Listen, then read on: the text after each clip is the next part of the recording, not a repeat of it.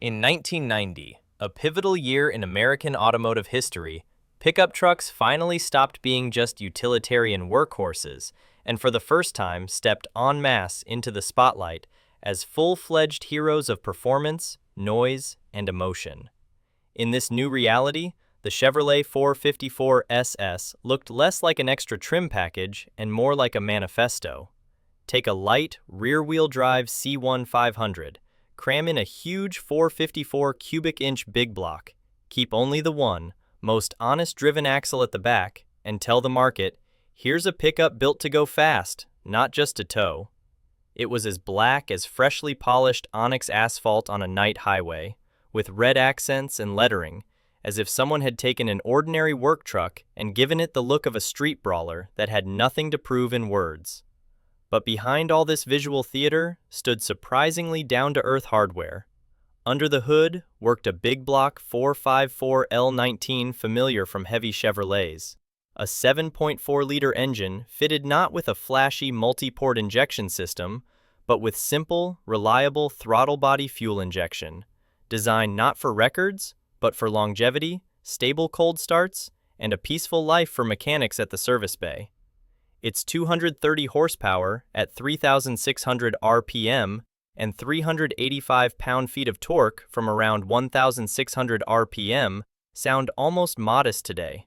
But at the time, that put the truck on par in output with period Camaros and Firebirds, while it still remained a pickup with a standard frame, leaf springs, and the ability to tow a trailer. An important, almost stubborn detail in the 454 SS's character was the 3-speed turbo-hydromatic 400 automatic.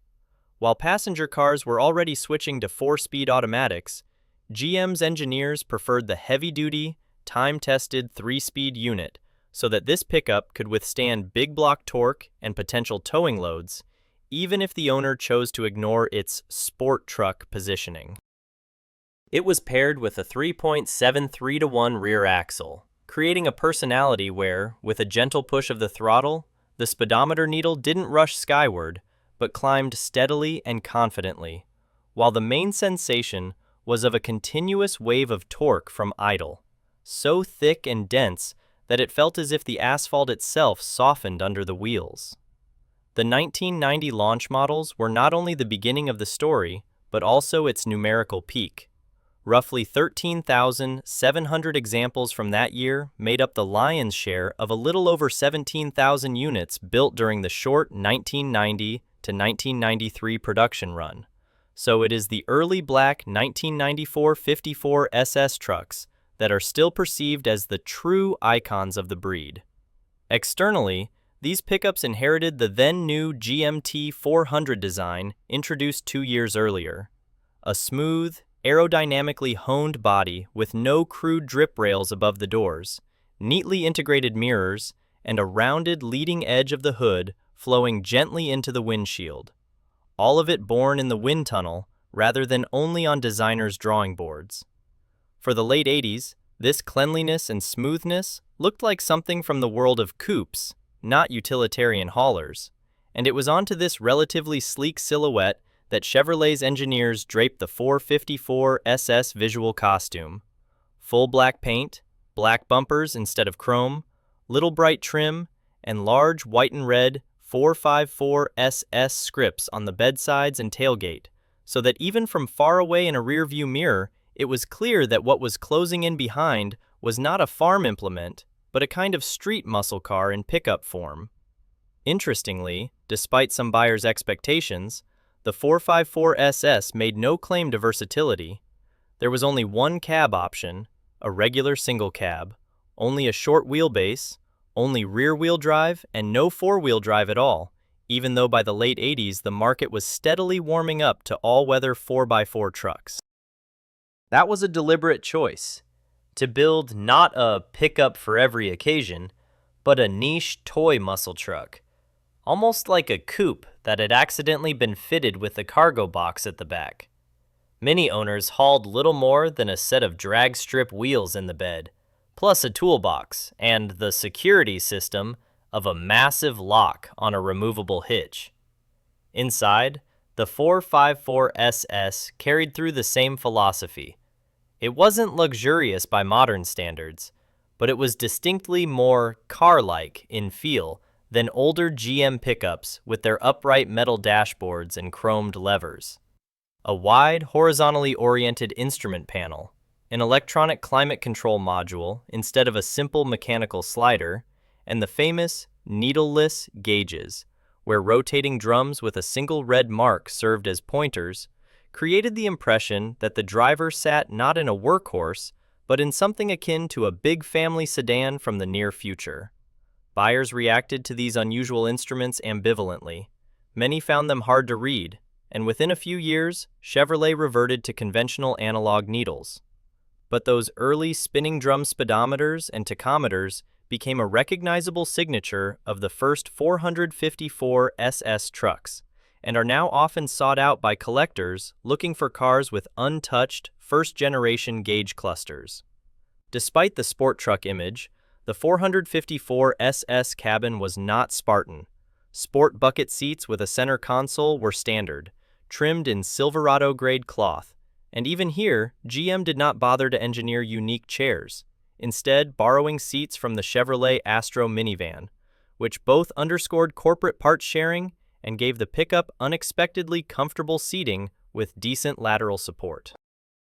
The controls, however, were shaped by more pragmatic thinking. Large headlamp and climate buttons, oversized radio presets, and big power window switches were all designed to be easily operated while wearing work gloves, because GM's engineers knew that some owners would still be towing boats, snowmobiles, and trailers, and spending winters somewhere far from dry, warm pavement. A curious technical detail that often goes unnoticed today is that the 454 SS was one of GM's early light trucks to use anti-lock brakes.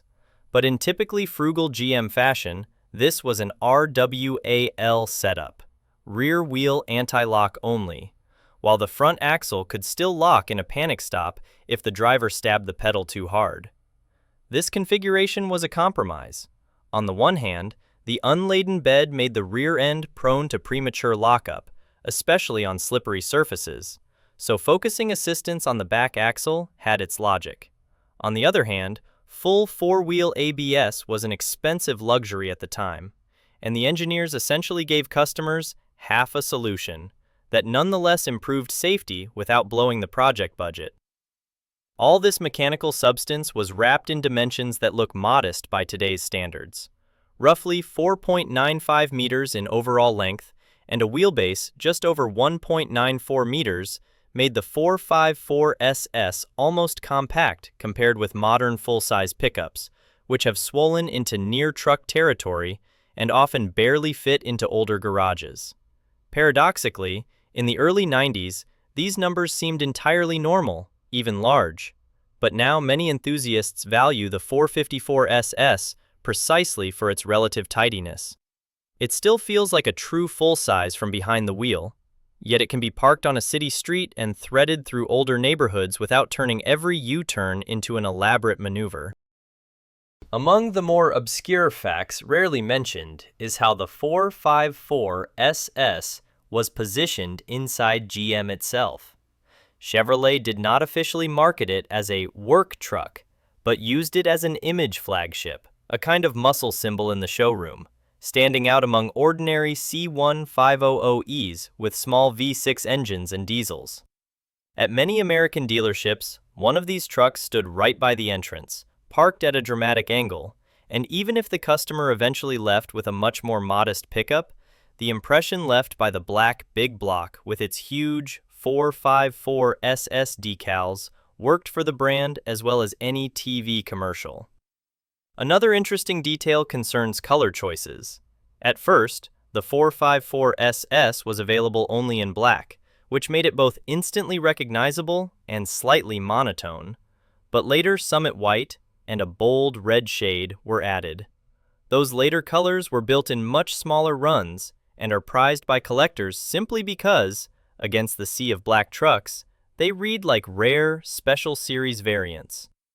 Regardless of paint, though, the core remained the same: rear-wheel drive, short wheelbase, big block under the hood, and that distinctive, whispering TBI idle that let the engine lope smoothly through city traffic, then pull the truck forward without screaming when the driver pressed the pedal just a little deeper. Equally intriguing is the way the 454 SS fit into the broader horsepower wars between brands. Its arrival was a signal not only to buyers but also to competitors. By the early 90s, GMC had rolled out its turbocharged all-wheel drive monsters, the Cyclone and Typhoon, while Ford, Chevrolet's traditional rival, responded with the F-150 SVT Lightning, packing a 351 cubic inch Windsor V8 that, though it lacked big block displacement, offered comparable power in a lighter chassis. This tiny niche of muscle trucks quickly turned into a battleground for engineering ego.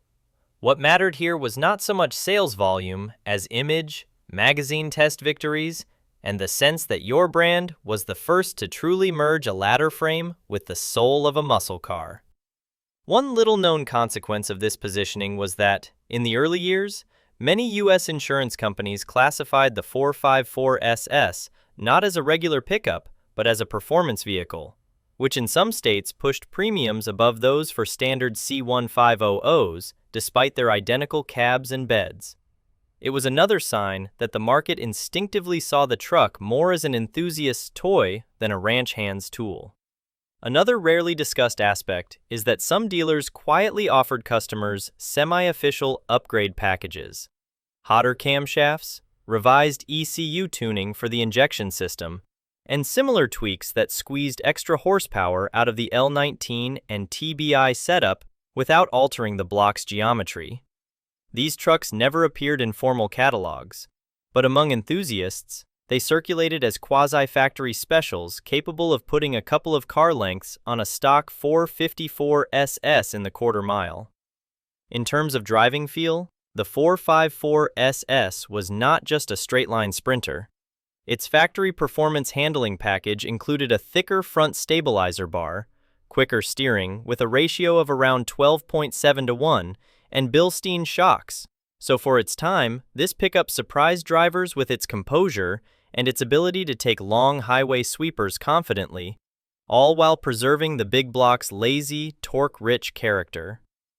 Brakes with ventilated front discs and rear drums, supported by that rear-only ABS, didn't turn it into a sports car in the modern sense, but for the early 90s the setup looked advanced and gave owners a sense that their truck was built not only for straight-line blasts, but for real roads as well.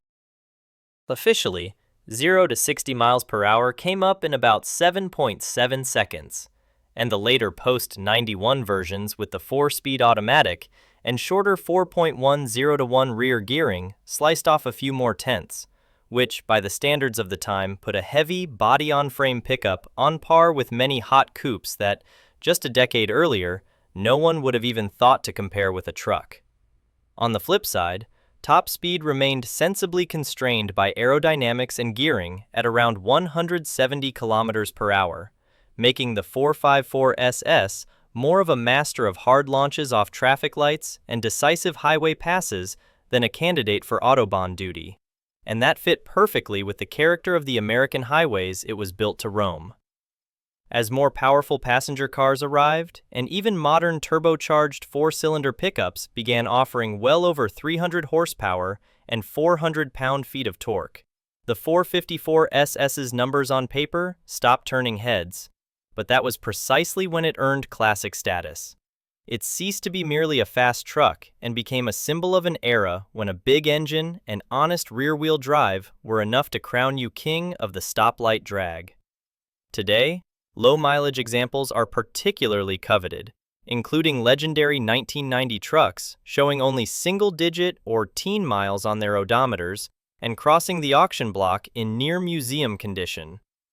They show exactly what a 454 SS looked like when it rolled out of the factory, with crisp factory graphics, untouched red cloth seats, and that slightly sun-prone dashboard plastic that owners now carefully preserve so it won't crack under UV rays.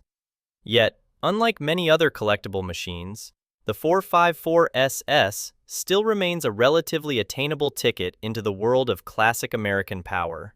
It's not a one-off supercar with astronomical prices, but a series-built, if niche, pickup that can still be found at club meets, local drag nights, and even in everyday traffic, where it draws the same stares it did 3 decades ago. And in that lies its real magic. 454 cubic inches under the hood, a 3 or 4-speed automatic, comically large bedside graphics, and a simple, almost naive recipe for joy. A loud V8, rear-wheel drive, and a constant readiness to turn any empty night highway into your own personal runway.